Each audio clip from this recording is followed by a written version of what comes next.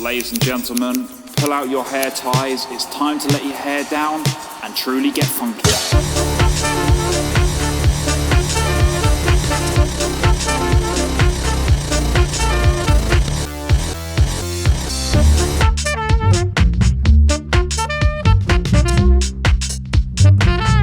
Welcome to All That's Hair, a podcast that will explore the business of beauty, from the origins of the art of hairdressing to how hair salons have evolved to meet the changing ideal of beauty. We'll talk about the challenges hairdressers and salon owners alike face in the 21st century, with historical context and a vision for a better beauty industry. I'm joined today by father and son duo practically born from beauty, Leonardo and Marco Redavid. How you guys doing? Doing great, Ken. How are you? Good. Nice to see you. Yeah, same. We're all struggling with cold and snow and dreaming of warmer weather right now, I think. Yeah, we were supposed to be in Arizona right now, not stuck up here in rainy, gray Vancouver. If we were to show you outside right now, it looks like nighttime, and it's 9 o'clock in the morning. Arizona would have been really nice, Marco. Yeah, we were talking about that. In a few years, we're thinking, it's time for some warmth. I'm kind of over the snow. Nice. Yeah. Yes. Good call. I like it. I don't do cold. Yeah, he said this is his last winter in Vancouver. Yeah, that's it. I can't do it. It's just too gray, too depressing. Well, we're starting this podcast off. This is going to be our inaugural episode, and one of the reasons that we wanted to start a podcast to begin with. We all work for the Redavid Salon products, but all of us collectively, and we're going to start off by introducing ourselves so you know who we are, much less that we know what we're talking about, is really where the beauty industry is today. There's not a lot of podcasts out there that really handle the business of beauty in a complete 360-degree way. And between all three of us, we've worked in every facet of the beauty industry. So I thought what we'd do here, starting off in our first episode, before we dive into the state of the beauty industry as a whole, is introduce ourselves a lot. And we might as well start with where it all began. So why don't we start with Leo, talking a little bit about, Leo, how did you get into the beauty industry? Because your journey into hairdressing is a little unusual. Well, I was a cement mason by trade, really. My dad, you got to work with me and, you got to get into the construction business. But I absolutely hated it. It was dirty. And I did not like it at all. It was hard work, very physical work. And then one day I decided that's it. I'm going to hairdressing school, and everybody thought I was just absolutely insane. Well, why don't you tell why, how that happened, how you decided to happen? You were looking at rebar and you thought, you know what, I could do something with that rebar, maybe a nice little bar. I went to the barbershop and got my hair done. He was working in the mining camps way up north in British Columbia, and it's minus 20. It's freezing cold. It's cold. You're in for a month, and then you come home for a couple of weeks, and then you go back and work for a month. And my dad went into the Fort Nelson, was it, or where were you? Fort St. John. Fort St. John. Okay. And he went into the barbershop, and he had hair down to here, right? And he went to get a haircut, and with a bad haircut, awful blow dry. And it's Saturday night. It's a disco. You want to go out and have some fun. So you can't have bad hair. The hair had to look good. And I had to go back home and shampoo my hair again and blow dry it. And then it looked really good. And I'm thinking, man, I could do this. And started going to hairdressing school. And, 6 months later, I was ready in the salon working, and learning from a lot of the greatest hairstylists in the 80s. It was an amazing time in the 80s. Trevor Sorby was really hot. Yeah. Tony and Guy was really hot. Rita Rusk. They were just amazing stylists in that era. And I was one of those guys that when they used to do shows, I used to go there and, stick right beside them and learn as much as I could in the backstage, and then go to the salon and practice and make it happen. It was a fun time. I mean, you really came into the industry at really the dawn of what was the second golden age of hairdressing. The 80s was when you saw a lot of those people really busting out in a way that we hadn't seen in the 50s and 60s, you know, when it was the British invasion of hairdressers with like that kind of rock and roll, Vidal Sassoon, Leonard Pountney. Yeah. And the hair shows, I've seen videos, and the hair shows were parties, you know, they were shows. Really. It wasn't, you know, just about education and selling product. It was come have a good time, and we're going to blow your mind and have some fun. And I found a bunch of his old VHS tapes recently that had all of the old hair shows on them, and it looked like a lot of fun. It was really a great time, Marco, because it wasn't so much about selling. Yeah. It was more about the artists really come together and showcase that hair piece or that makeup. And it was just an incredible time of just creativity. It was really amazing. Some of them was, you know, off the wall. There's not a chance you could ever wear it, you know, to work, you know, but it was really fun, man. Nice. It was an unbelievable time. I enjoyed it every minute of it, and I still enjoy doing hair today. How many years now? 42. Oh man, that sounds like old, but I'm not. I do a lot of cool stuff still. Yeah. So you don't look like you've been in the industry for 42 years, but that's the Botox. Yeah, right? okay. Yeah. Well, you know, hey, it works. I know. I gotta go get some. It makes you look good. I'm starting to get old. I'm starting to get tired of people thinking we're brothers. So I'm gonna have to go in. That's good, man. If you look like me, you know, when you're my age, you're doing good. Now, you also, like you worked your way up there, hairdressing. You also owned your own salons. I owned my own salon right downtown Vancouver, Canada. A very, very busy place. And, you know, First salon was Altamoda. Yeah, really a great place in the West End by Stanley Park. But, you know, I just love doing hair. I used to tell my stylist, just concentrated doing hair, concentrate on giving a good, amazing customer service, love your customers. And we were so busy. It was an amazing salon. I really enjoyed it. I've had a few of them over the years. Yeah. You had Redavid Salon at Day Spa, which was beautiful as well. It was this Tuscan themed hair salon. It was pretty nice. You know, beautiful tiled floor. That was my first memory of his hair salons. That was in 1990, right? 1992. I think so. Yeah. That one was a beautiful salon, lovely, massive. You know, had 4 esthetician rooms or aesthetic rooms. I love the Egyptian room. Was the best. The 20 hairstylists in there. It was a beautiful place, that one. And then you moved to a smaller shop, En's Hair Studio. Yeah, that one I really enjoyed. You know, I've always been downtown, right in the middle of it, you know, prime, you know, location. That was really fun. I enjoyed that, you know. I said a few of them over the years. Yeah, and Marco, so you grew up around hair. You absorbed a lot of your dad's knowledge, getting out on the road with him at a young age. Yeah, Dad never pushed me into the industry, but you know, when I think my very first paycheck and very first job ever, I was 9 years old, and it came from Redavid Salon products. My dad had a retail line, and it was in Shoppers Drug Marts, which are, you know, kind of like CVS's in the States, and they're, you know, a little bit of higher, mid to high end retail, and like, you know, you can get everything from makeup to hair products to, you know, cell phones, if you will. It's just kind of got everything in these stores. And this was in 1992. My dad launched in Shoppers Drug Marts, and 120 of them in Western Canada.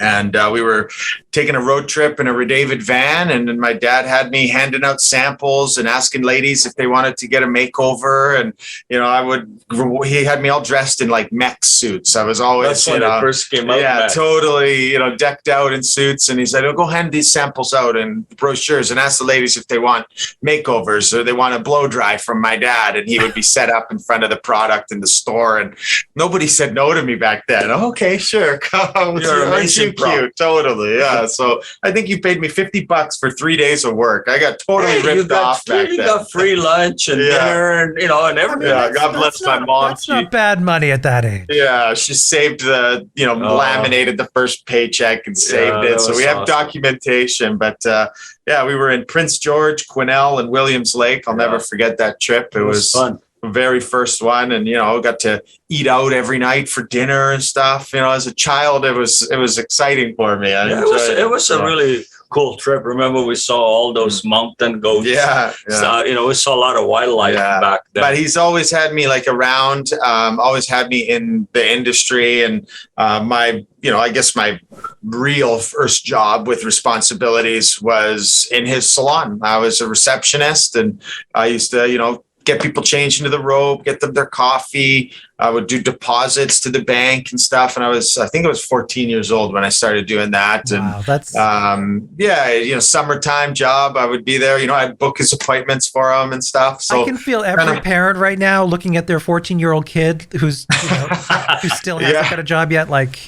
The people at the bank would always kind of be like, "Are you sure you should be doing this?" And I'd be like, have the little bag and walking across the street and depositing. A tiny little briefcase. Yeah, totally. No, it was. So I've always been around the industry. I've always, I had my haircut at my dad's salons and worked in them, but never really it pushed me to join the company. I didn't want to be a hairdresser. I was a golf professional by trade. It's what I went to school for. I used to teach golf and, business admin type of stuff and professional golf management certificates. And it just kind of happened organically how I joined the company and wanted to start helping my dad. He had somebody that kind of left him high and dry. That was running the back end of the company. He got headhunted by a big company and kind of left my dad, and my dad was needing some help. And I just kind of joined on a small, I said, "Dad, let me help you with social media." And it was $500 a month. And I was just kind of,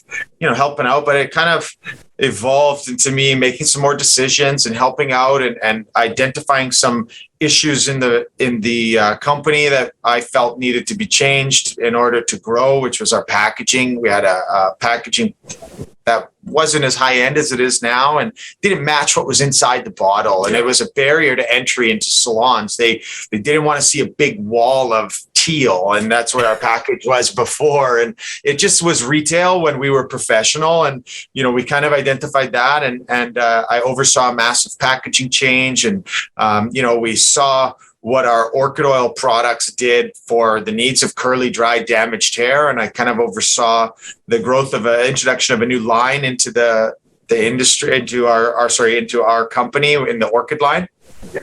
And just started making a few more decisions and working my way up. And then we were actually at Joico Destination Education in Punta Cana on the beach. And my dad kind of said, "Hey, I'm really proud of the decisions you've been making, and you've made some good ones for this company, and we're going in the right direction." He said, "I want you to run it for the next year.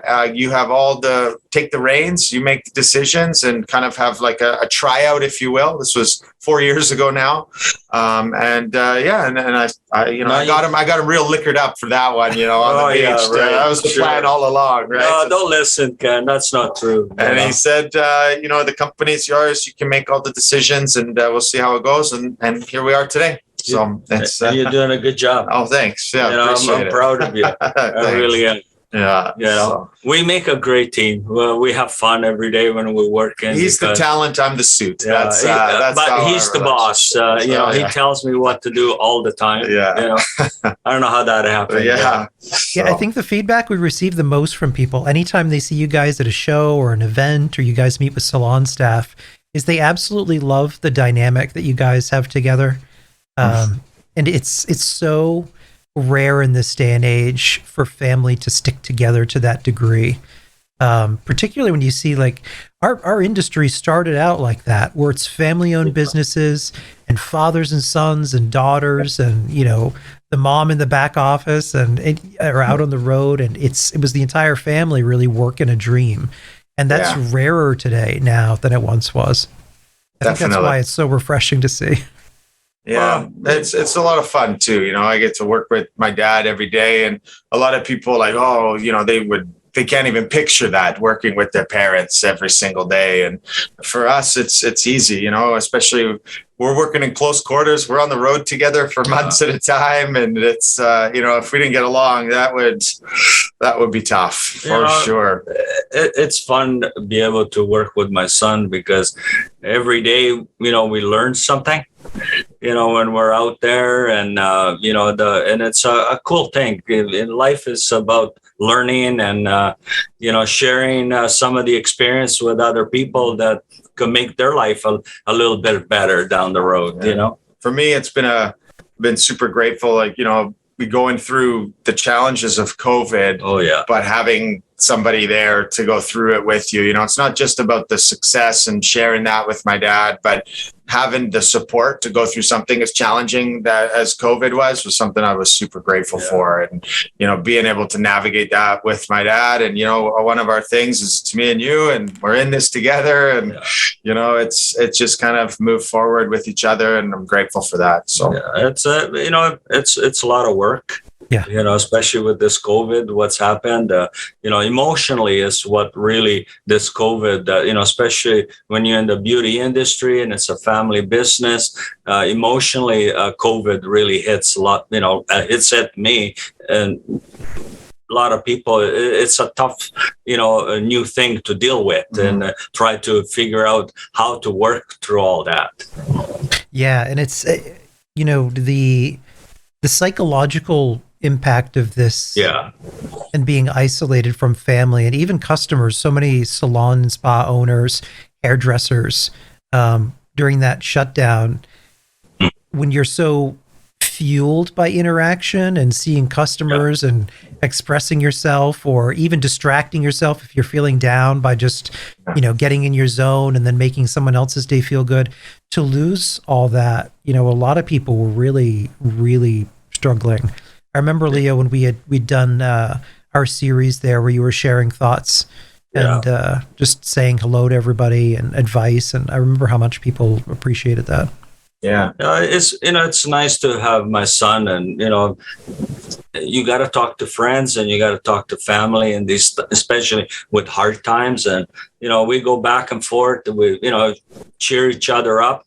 That's okay. Let's hang in there. It's more like he cheers me up. He's been through it all in 42 years in the industry, challenges, and I'm kind of more of the ceiling is crashing and the world is crumbling, and he's just like, it's okay, just keep going, we'll find a solution, and he keeps me grounded and pushing forward, and it's a learning experience for me. It's for going through stuff like this, and he's seen so many challenges over the years that it's just, for him, it's just another speed bump, and he knows it's going to get through it. So his positivity keeps me going, for sure. It's all about solutions. There's always a problem.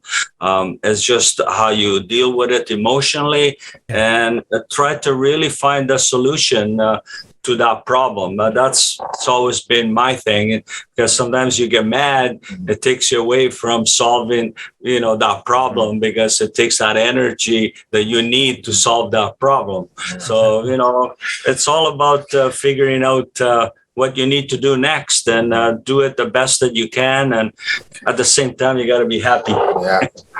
Ken, how about you introduce yourself, and don't be modest. I know your resume is 10 pages long. It's longer than ours. Let's hear it. Well, my name is Kenneth Figure. I got into the industry in 1999, right out of high school. My family could not afford, and then screwed up some paperwork, so college was out of the question for me. So I was working as a cashier at Shaw's Supermarket in Massachusetts, and my aunt had a position open at Vision's Beauty Supply in New England, in Newburyport. And we were the largest distributor for Wella at that point in time. Had like a advanced learning facility at the far end of the building, and so they hired me for customer service. So I got a chance to talk to salons, and I was really hungry, and the more I learned about beauty, I became really interested in the marketing aspects of it and solving problems for customers. So I started dabbling in graphics design to help some of the DSCs with sales flyers and catalogs and things like that I was designing just in the downtime in between phone calls, and worked my way up there, took over customer service when my aunt left, then got into marketing, director of marketing there. God, what else did I do there? I helped to create the marketing concept behind a skincare line, one of the owner's business partners was creating a skincare line out of New Zealand called Plantagen. And I did all of her marketing design, flyers, marketing strategies. We did inside sales, telemarketing. I did a lot. I wore a lot of hats there. And then, about 10 years in, I went to work for a sunless tanning company, a skincare company out of Woburn, and saw a different side of the aspect of the business. So I learned more about spas. I did some work with a beauty school outside Boston, helped them to revamp their curriculum, to update a little bit, to maybe better reach students in a way that was more engaging. And then after that, it was at the start of the Great Recession. So unfortunately, even though that skincare company was doing really well, there was a gamble on a sales coaching program that was very expensive and cost the company some serious business with some bad decisions made there. And because it was the start of the Great Recession, there wasn't a lot of wiggle room. So we literally shut down, almost went out of business overnight. So he had to lay everybody off, and it was Christmas. And so that was, we ended up going on unemployment, which thankfully was a parachute in that point in time. So I figured if I was going to go off on my own and start consulting for customers, it was a good time to do that. So while I was on unemployment, I started to build up working for companies. I started working with Alpha Parf, which is just a huge company worldwide. I think today it's still the largest independently owned family-run company in the industry. And then that just it just grew from there. So I've done everything from packaging design to website design. I've taught classes, and then I had the good pleasure of meeting you two. Mm-hmm. Yeah, and I didn't know this massive resume when we first met, and you were just doing our social media for us. And I don't like to talk about myself, Marco. It's a thing. Yeah, just a couple little things there. And then I was talking to Ken about wanting to do an ambassador program, and for Redavid. And I said, is there anybody that can help me with this and that's got some experience? And you're like, oh, I've done ambassador programs for this company and this company, and I've done those for that. And I said, Ken, can you send me a resume? And he sent me his resume, and it was just this wealth of knowledge. I said, all right, no more social media. We need you a little bit more here. Why don't you start doing marketing? And started helping us with our deal sheets and promotions, and along with website design. And now Ken is our director of marketing and education. So full-time with Redavid, working for us. And we're lucky to have you, Ken, and your wealth of knowledge is vast. And Ken's our encyclopedia. If we need data and stats, it's like, and he doesn't even have to look it up. They're just somewhere in there. He amazes me all the time. So. Well, there's a lot of experience, three of us from, doing hairdressing, from marketing, for education. We got it pretty good right now. I think what the thing for anybody listening to this, the one thing that we want you to understand out of all of this is, yes, we all work for a company, but the reason that we wanted to do this is because all three of us care really deeply about this industry. And moreover, what the industry can be and why it is so important that salon owners, stylists, even DSCs, if you're listening to this, there's opportunities in the industry happening right now. And it's important to be aware of larger changes going on and trends in order to really make sure that, the industry doesn't continue to erode and become blurred between the consumer end of beauty and the professional end, which I think we've seen a lot about these past few decades, where that line is becoming more and more blurred, and intentionally so. First, let's get this talking here, the state of the beauty industry right now. So 2020, first time in the history of the beauty industry that it was shut down. For over a century, the professional beauty industry was laughably labeled recession-proof. which, there's probably a little hubris there on the industry's part, kind of like calling the Titanic unsinkable. But it was something that we didn't anticipate. We never anticipated an event that could shut down an entire industry. One of the shows that I love and watch a lot of is The West Wing. But if you ever get the chance to watch, it's just the best ensemble drama that was ever created by Aaron Sorkin. And there's a quote that I absolutely love from season 3, episode 8. It's the costliest disruptions always happen when something we take completely for granted stops working for a minute. And that's exactly what happened. Man, there's only been 2 times in my life where something has happened where I've remember exactly where I was, what I was doing, what was going on. 1, 9/11, obviously, I think everybody can agree with that one. 2, for me, was when they shut down our industry. We were 2 days before a trade show in Nashville, one of the largest trade shows, and they canceled it. And I could not believe it. All of the moving parts, everything that was going on, hundreds of manufacturers, thousands of tickets sold, and they just pulled the plug and said, that's it. And, we were there, and I remember saying, my dad was like, this is serious, something's going to happen. And they're going to close the border. I said, no way. They'll never close the border. That has never happened. They're not going to close a border. And then the next day, Justin Trudeau came on and said, any Canadians abroad need to come home right now. And we were just like, what is happening? It was a wild moment for sure. It was really scary because the hotel we were in, it was absolutely beautiful. And almost instantly the next day, it was like a ghost town. Yeah. It was like everybody was gone. There were no people. Some of the shops were already closed. Yeah. It was pretty crazy. Yeah. It was pretty unbelievable.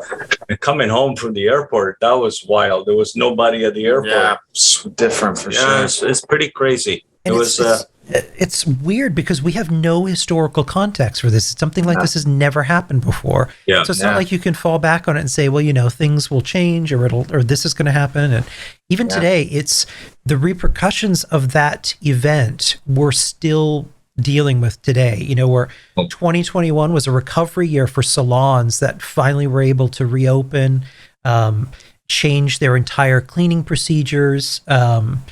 And even now, with the rise of Omicron, it's the question is now, is this going to be endemic where, every year towards the winter time when people are indoors more, is this something that we're just going to have to deal with, where we have to be very cautious and sanitize everything in a way more than what salons were doing? We're talking about serious cleaning. It's just, the whole thing is just very bizarre. Definitely. It's a time that, we got experience to learn from it. So, each day we're going to experience something new. And, hopefully as we go through it, it hasn't been that long really when we look at it, what's going on. And I think that we're getting better of dealing with it. And I think that we'll get even better as we go along. We're strong human beings and we'll adjust and we'll come through with this. One of last year, we were finally able to get back on the road and host some smaller events that you guys did. When you guys were finally able to, which I know, Leo, you were chomping at the bit there. I think I almost cried when I went on stage and I started doing my, the mullet haircut that everybody was laughing at. And it was a touching moment that day. Yeah, he's never stood still in his entire life. And there was, 16 months where they didn't let us leave Canada. I mean, we could leave because we're owners, so we're deemed essential to go across the border for contract negotiations or trade shows and stuff like that. But the rest of our team couldn't travel.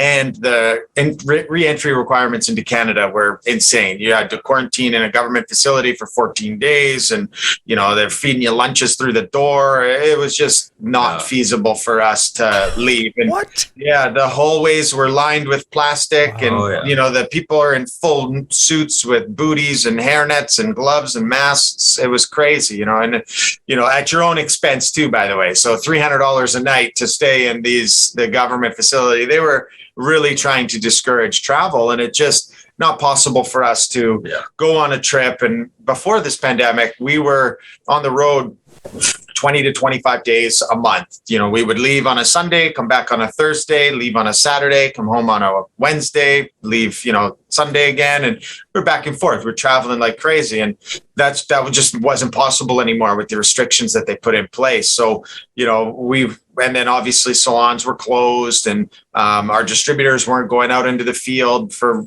risk, reduction and stuff like that. So it was tough for us, because what makes Redavid so special and different than any other brand on the shelves is you get the two of us on the road. You get the founder, you get one of the owners, the president. We like to be out there with the sales reps and going into salons and being on the front lines, really, and doing our product knowledge presentations and doing hair shows. And, that's what really sets us apart. And we weren't able to do that for 16 months. And it was difficult.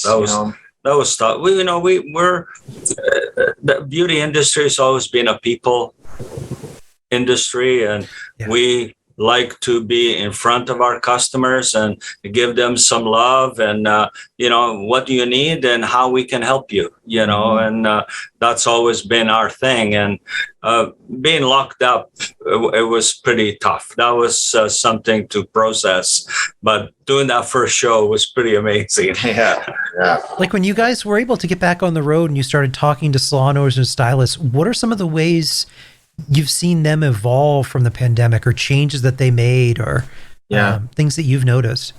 Well, aside from the obvious things about like partitions and, putting up shower curtains between stuff and extra sanitizing stuff, what I've noticed big time in the industry is a ton of turnover and a massive shift towards booth renters and people wanting their own space so that they can control it more. They don't have to worry about, capacity limits or anything like that in the big salons. So I have seen a big shift moving towards booth renters or, private salons in their homes, and even mobile salons. Lots of people were going to the customer to kind of skirt certain restrictions and capacity issues, and to make sure they could stay alive and feed their family. They were traveling hair salons and stuff. So there were salons I remember that were doing mini color touch-up kits, which probably weren't legal, but you do what you gotta do. And probably built business for them coming back to fix it later after the lockdowns were done. What I found, Kenneth, is that people, were, once they opened up a little bit, there was a period of time that, everybody started to kind of get into some sort of normal. People really enjoyed being with people again. Yeah. And they really enjoyed being, in a show where to see a live haircut being demonstrated, and everybody got zoomed out. They're hungry for interaction, one-on-one. We're, especially our industry, I mean, the beauty industry, we're still touching people. It's you're connected on more than just a surface level. And I think, Ken, you told me a stat once that one of the longest relationships people have in their lives is with their hairdresser. It's longer than the average marriage. It's longer than the average doctor. Their hairdresser's like 12 years or something like that, or that's how long the average person stays with it. And you form that connection and that bond. And I remember my dad was like a therapist sitting in the chair. People would come in and talking, and that's something that I've kind of noticed now is the salons are an outlet. It's a place for people to go and talk and to kind of air their grievances and just chat with somebody that they trust and get it out. And people need that right now. There's still so much uncertainty, and I noticed it when we were on the road. People that are that normal crazy bubbly energy were just down. Yeah. You know, they were exhausted from just the uncertainty of this pandemic and just the challenges that they're facing. And, you know, I feel like there's a little bit of a mental health crisis that's out there and difficult through this whole situation. Cases of serious depression, onset anxiety disorders, all have taken a major spike in new diagnoses. I mean, our usual trappings of distraction or outlets were cut off. I mean, think of even what some of the recommended things are when you have anxiety, things like going to the gym. Okay, well, I can't do that. You know, where you have, you know, a need to talk to people. Okay, well, I can't see people. So you have all of these support things that we get used to in our lives, coping mechanisms that just completely get cut off, and you're stuck in your house, just kind of in your head. And just even having a hug, Ken. That's the other thing too. You know, just to be able to touch somebody. Now you got a fist punch or, you know, that kind of stuff. So it's kind of... Our motto is a hug instead of a handshake. And we haven't been able to live by our motto for a few years now almost. So they're coming up on 3, I guess. Well, people, 2 years. Things will get better. And people will party again. And I think we'll have fun again. I think we're starting to see it already. And especially in certain states. I mean, we've been in some salons where business is booming. Like it's better than it was pre-pandemic levels, and things are taking off. And those full service salons are, you know, people are using the salon as help for their mental health. You know, they're going in there to make themselves feel beautiful and to look good and to get that facial and get that massage and get that color touch up. And, you know, they want to, people are going out again too. So as it starts to open up, we're not so locked down. So, you know, we definitely had a very positive experience, and 95% of the salons that we went into, they've seen growth, and they're back even more than pre-pandemic levels right now. And this was in the Sun Belt, Texas, Mississippi, Louisiana, Florida. You know, they're opened up down there and things are back to normal. So it was good to see. Yeah. And people, you know, with this, you know, there's always, you know, a solution to a problem. And people sometimes, you know, they didn't like their jobs, but then when it's been cut off, and it'd be amazing how much they enjoy being where they are right now. So I found people really being a little bit more humble when they were working with customers. I find that they were giving that little extra love to that customers, where, you know, they were so busy before that, you know, it was like one after the other one, where now they're just taking a little bit more time with them and really appreciate that customers that sit in the chair. Yeah, they're not taking it for granted, for sure. I have a little tidbit of info on that we can talk about in a minute here when we talk about the American Salon Trend Report. But I wanted to also give some historical context for what we were just talking about. So in times of crisis, we tend to cocoon. So during the Great Recession, which, you know, we saw back in 2008, 2009, chain salons and value salons took a major hit during that period, while full service salons and spas saw a massive increase in business, growing 8% from 2008 to 2009. But day spas grew 125% in the months following 9/11. So to your point, we're seeing two different things. One, when things aren't great in the world or in our lives, we want to take moments to just get out of the house and just to feel good, look good, you know, be pampered and have that moment to talk. The other thing regarding the Great Recession, what we were seeing with chain salons and value salons, when there are times of crisis, particularly financial crisis, we evaluate all of the purchases that we make in our lives. During the Great Depression, way back early part of the 20th century, the only two industries that were not impacted were trash collection and hair salons, because of the importance of what they did. If for what jobs there were available, you had to look good. So guys were still going to the barber, women, you know, were still going out there getting their hair done. it's an essential industry that we never thought would be impacted. Now, during the Great Recession, what we saw, consumers were still purchasing on essentials. So even though things were not looking great financially, they were still going out to get their hair cut, to get their hair colored with their stylist that they'd built a relationship with. In a value-added model, these chain salons that, just crank people through, and you don't build that personal relationship or feel like you're getting that special value, whether it's the little things that like great salons do, like these like aromatherapy things or a scalp massage, those little things that just build value in consumers' minds. If you don't take the time to build that value, you become disposable. Like where a consumer can just go somewhere else because like if it's a chain salon, they don't really have any vested interest in you. You're in and out in 15 minutes. There's no style or, even a shampoo sometimes. It's just a cut and go, and it's, more business than pleasure or anything. So. Yeah, it's about taking that personalized time, getting to know that person, building a relationship with them. American Salon just dropped their trend report for 2022. We can talk about that a little bit. Number one issue, supply chain issues and inventory. No kidding.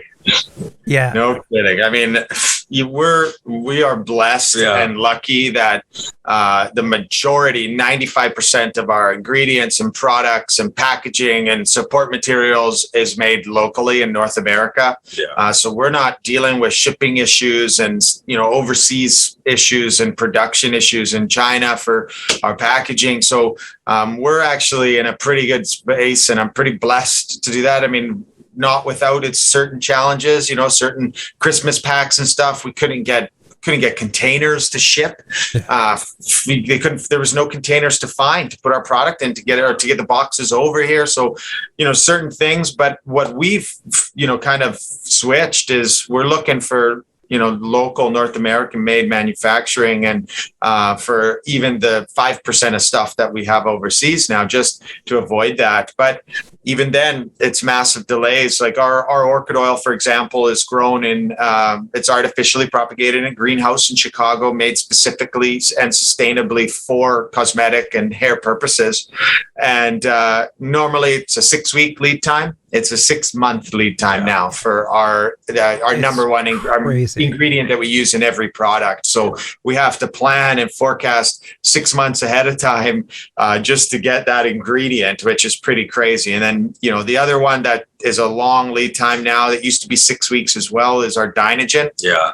Our protein, it comes from Paris, and it's, they gave us such a big gap. They said between 6 and 12 months, it could be the lead time. So they didn't even narrow it down to like a 2-month gap or a 1-month gap. So we're having to order product well in advance so that we have it, so we can avoid these supply chain issues. And, we've had to air freight stuff from overseas to get it in time for launches, the blonde therapy, for example. So, supply chain's definitely been a challenge, and we are set up probably better than most for our supply chain because we have done stuff, on the continental US and Canada. So, but I feel for it, and I don't see an end to it anytime soon. The supply chain issues are going to continue for a while. Yeah, it's going to take at least a couple more years before that will get better. Yeah. Because it was such a major disruption for so long. Now it's like playing catch up. Yeah, and the efficiencies in these industries, there's not a lot of downtime for what they're doing. If they want to make money, they got to be going all the time. So there's no time to catch up. Yeah. There's no time to, we've got these, 4 empty weeks. We can get caught up on everything we miss. It's not how it works in that industry, in our industry anyway. So to be profitable, those factories are running 24/7 and they're going. So these issues are going to take forever to get caught up, and it's just going to compound. And, we're lucky that we're set up pretty good right now. We don't have a single product on back order, which I'm not sure there's too many other brands out there that could say right now. So we are lucky. So Yeah.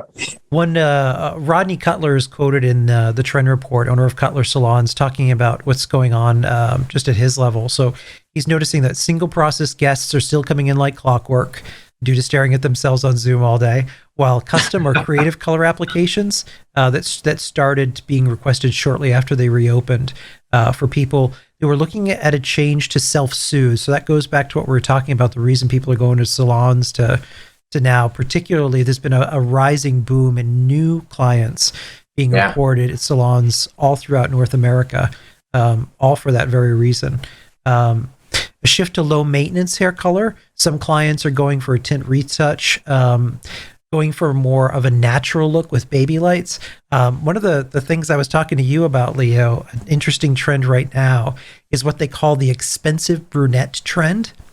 And it was born on TikTok where Gen Z was talking about going for more natural brunettes and really going for that look. Mind you, some people are coloring themselves brunettes, but it's returned to the kind of single, solid, deep, rich colors that we haven't really seen since the early 2000s, where you're going for that single tone all over look. A spike in total hair makeovers where people are coming in and wanting a total change. So people are shopping the length. We'd have been killing it if you were still behind the chair. My dad would do 5 of those a day, total makeovers. They'd come in and say, do whatever you want, Leo. And they'd leave with a pixie cut, and they came in with shoulder length or, mid back hair. They'd leave with a bob or an asymmetrical bob. You had some fun. So you got to change. That's the beauty industry. That's what it's so beautiful. And that's what really, from a personal level, what's kept me really young is being in the beauty industry. You got, every year, every season, it's always got a new movement. It's always got a new mood, and hair is beautiful. Clients want to see something new. It's just the way it is. If they feel down and out, let's change the hair. Yeah. They look in the mirror, it's brighter or it's richer. It's just kind of perks up all the better, has less weight. Yeah. Yeah. It's really fun. Leo, what do you think the number one hair trend was?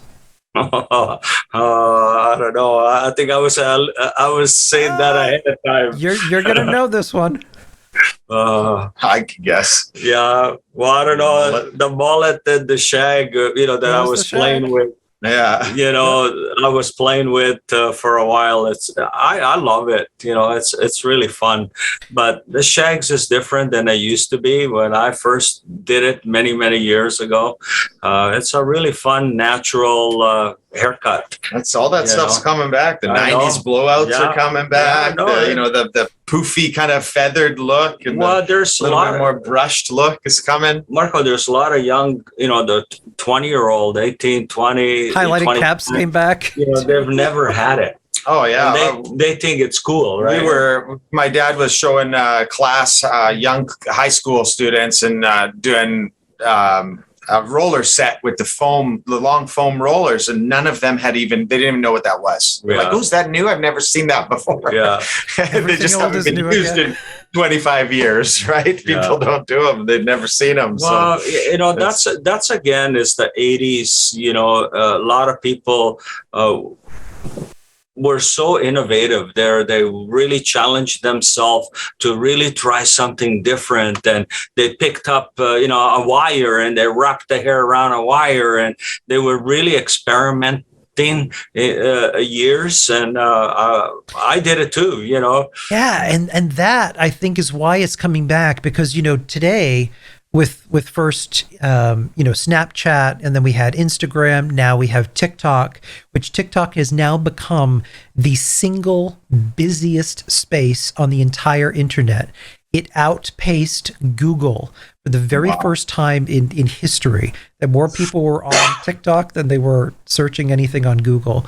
And it's a lot of, it's younger people that are experimenting with the same kind of energy that you saw in the 80s, where, there's that category where people are doing crazy things with their hair, some good, some, not so good when it comes to Gorilla Glue or Yeah. Oh, that was wild. Right. Or maybe using a little bit too much blue shampoo. Whatever the hell was going on there. But people are really experimenting, and it's fun. It's showy, which makes it go viral. So it's a lot of that same kind of energy coming back. I love it. I really do. I love watching artists do crazy art, because you can see it and you can change it and you can adapt it to your customer. It's really fun.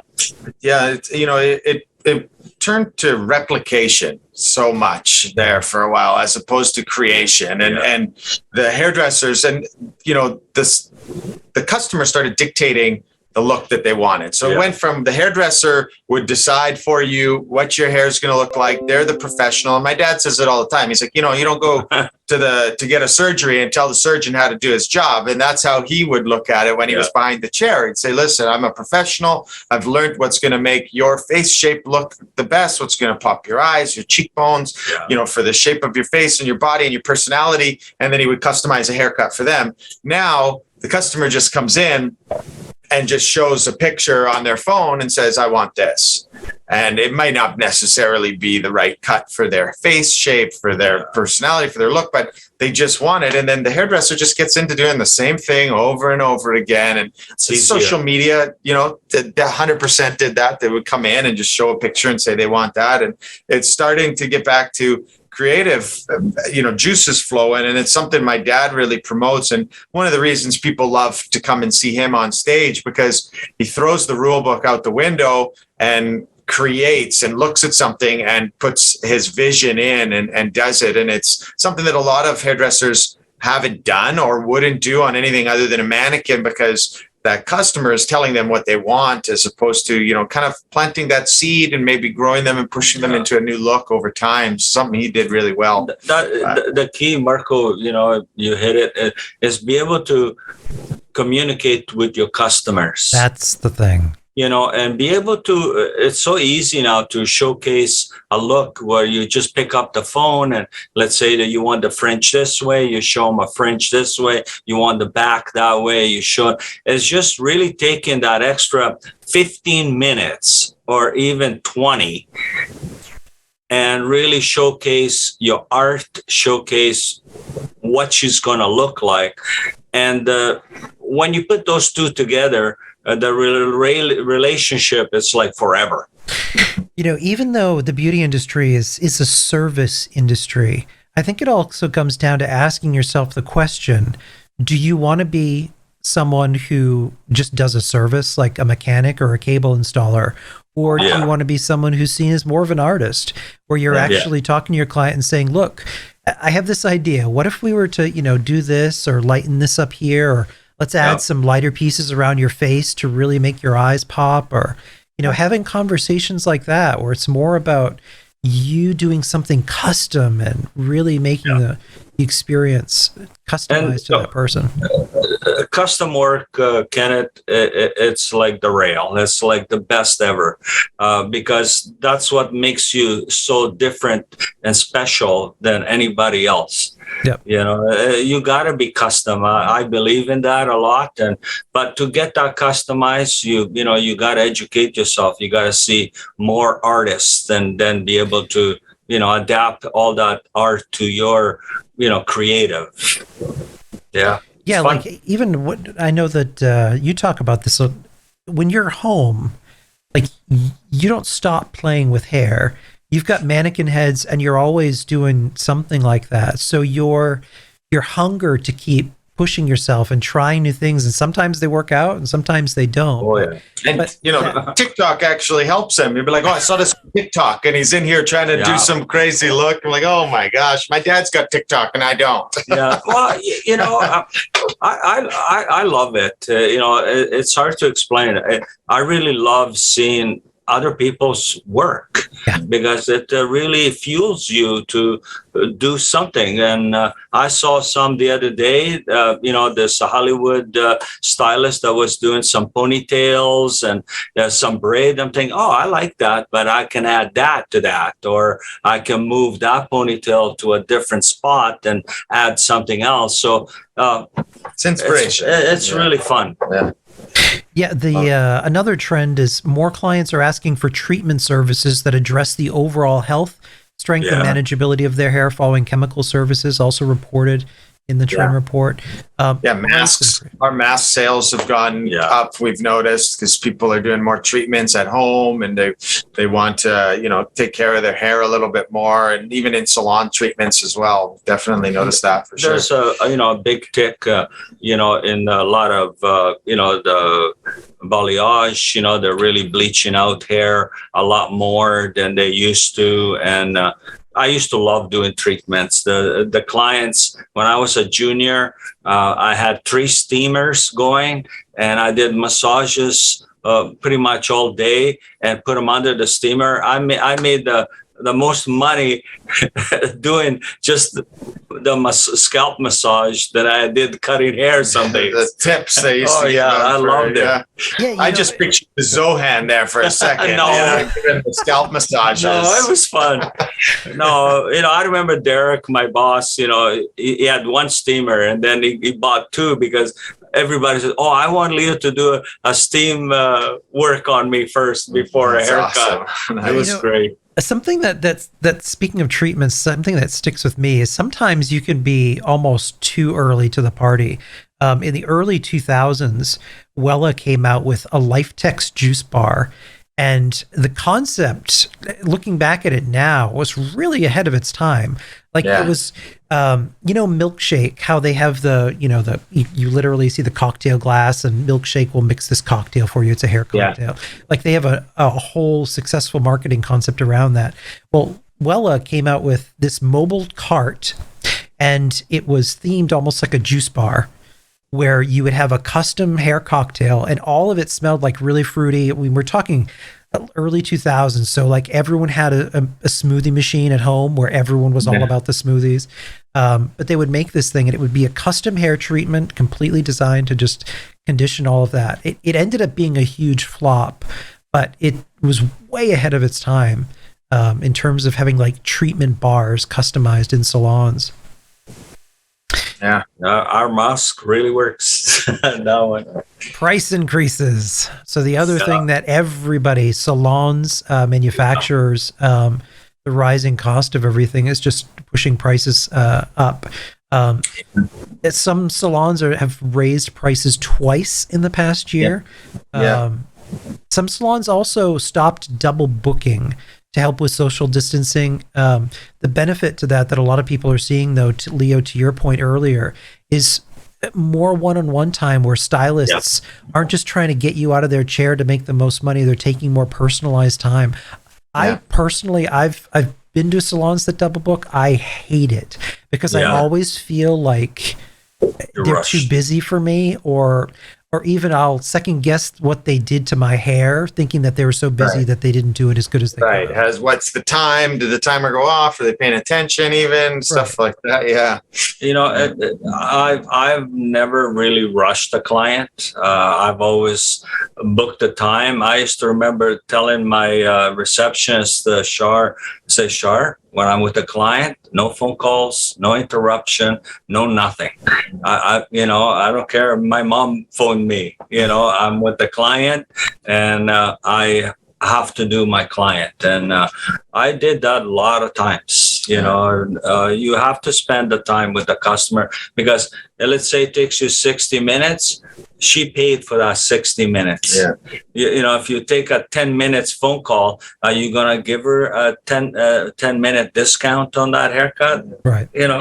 So I want to touch on the price increase stuff, because it is a difficult piece. And, we're, as a brand, we actually haven't raised our prices in 3 years. What we've done is grown and been able to get better volume discounts from our suppliers so that we wouldn't have to pass on the price increase to the consumer. Unfortunately, for the first time in 3 years, we have to do a price increase coming. Our shipping costs alone have increased by 25%. Shipping is crazy right now. Ingredient costs have gone up by, our orchid oil went up 40%. It's our number one ingredient. It's crazy. Absolutely everything is increasing. And, you can trace it all the way back to, the soil that our orchids are grown in are difficult to get, and the prices are going up and that type of stuff, and like pallets to ship it. There's just across the board, there's increases, and it's tough, but hopefully,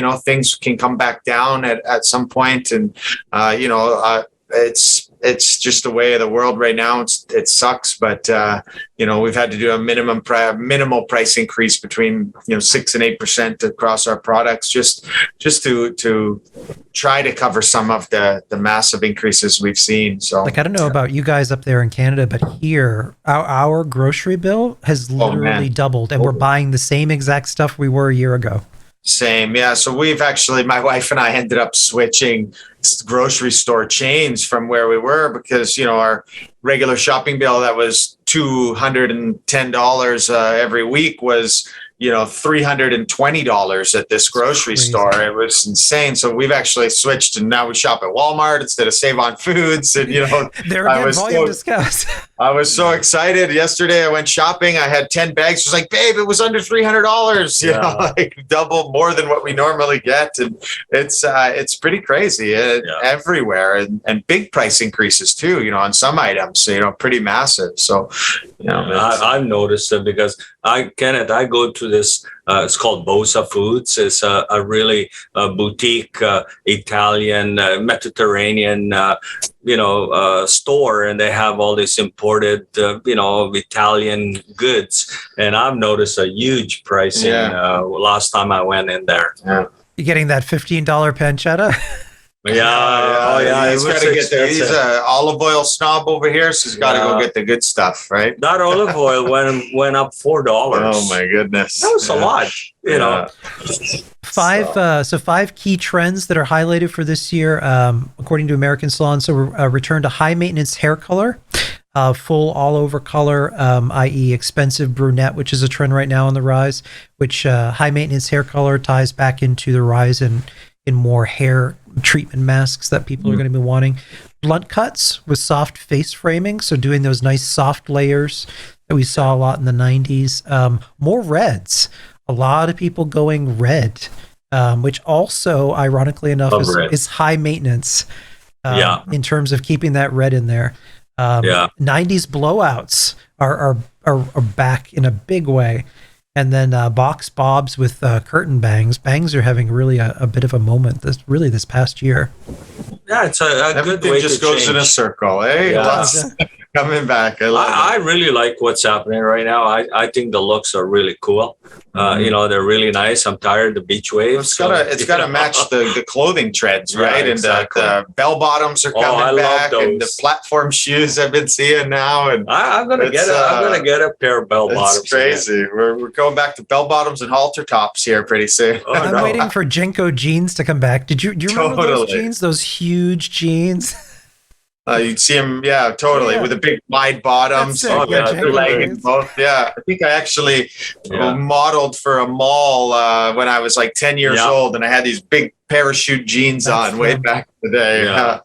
No, not for me. I'll stick with my skinny jeans, and they can make fun of me as a millennial. Don't listen to him. If I wear them, you watch. You'll be wearing them. No jets. Oh yeah, we'll see.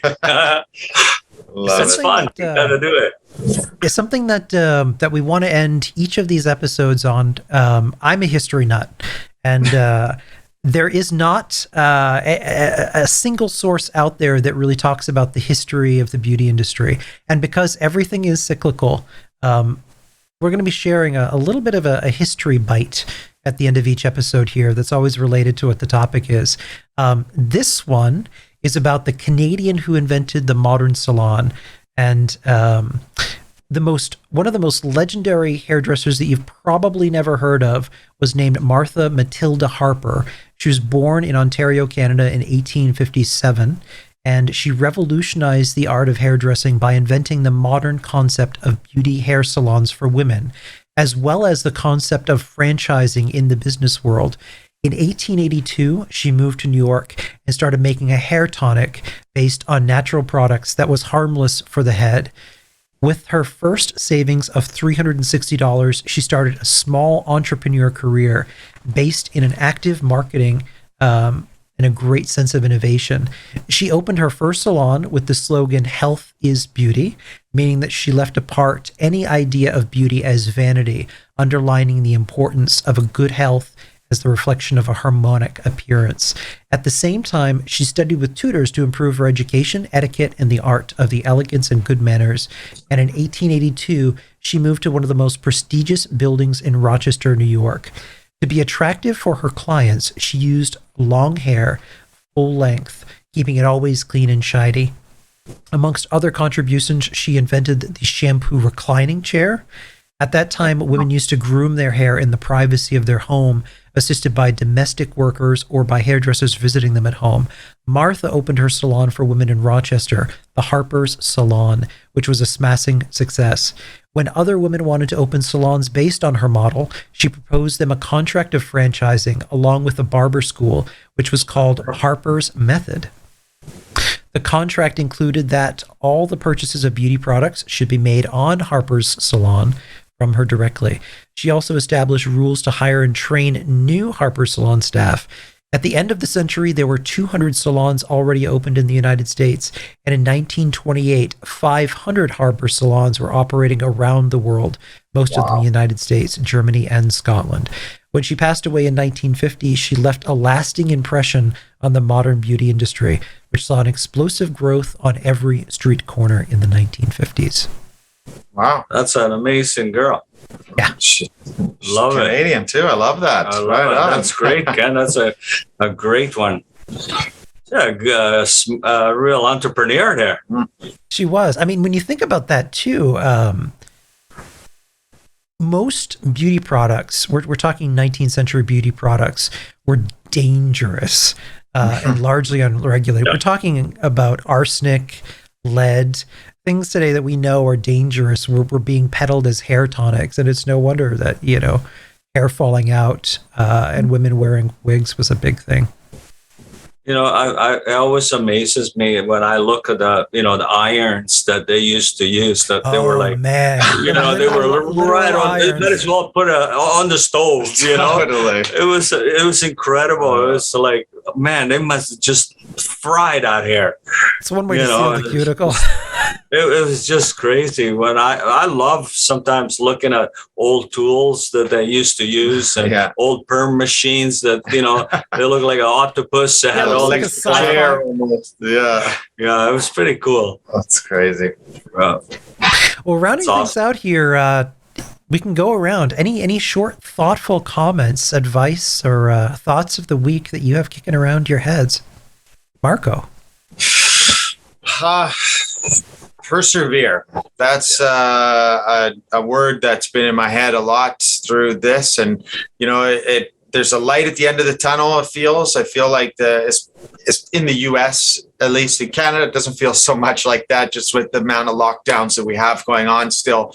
But I just challenge those hairdressers and the beauty pros and customers alike to just persevere. Something that my mom always used to say to me was, "This too shall pass." And, if we just continue to work hard and get out there, and things will get better, they will. I want to leave something that I've been doing lately, because we're humans and we're all alike, and we all have feelings and we all have amazing emotion. And through tough times, I believe that number one, you got to put your favorite music on first thing in the morning. Yeah. And I would love to see you dance and sing in that bathroom like you've never sang before. It will just change your energy, will change. I've been singing a lot lately in the car, coming to work, and find some sense of humor. Listen to comedy. You gotta laugh. You gotta laugh a little bit more, because we can get serious. He sends me clips of Sebastian Maniscalco, who's his favorite Italian comedian, like daily. And he's just laughing. He's trying to still keep the joy up in life. And grab that mannequin, guys, and cut hair and make that mannequin talk to you and make her beautiful. That's what my advice would be, is keep working that art. That'll keep you busy. My final thought is take time for you. It's so easy that, we get caught up in social media and everything negative. Take time to decompress. Shut all of that crap off. Yeah. Play an old-fashioned board game night with your family. Go for a walk. Take up painting. Something that is going to enrich your life. And, social media is not going to do that for you. Yeah, agreed. Awesome. Well, thank you, everybody, for listening. Yeah, and thanks so much. Thank you. Looking forward to the next one. We will see you guys next time. All right. We love Take you. care. Thanks Ciao. so much, guys.